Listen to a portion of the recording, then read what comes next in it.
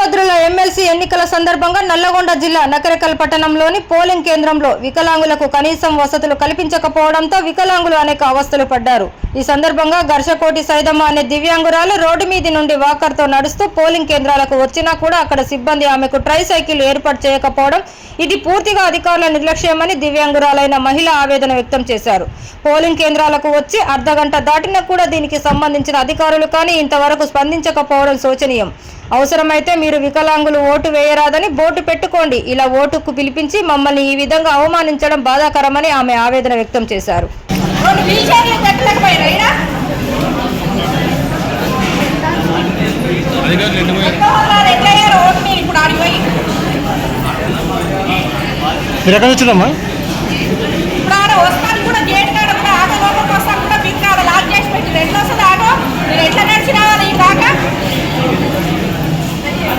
Wheel chair పెట్టలేదా?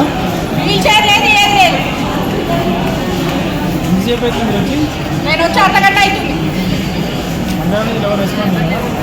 ఆడ తీసాను రాకపోతే నేనే నడిచిపోతున్నాను వచ్చిన లోపలికి.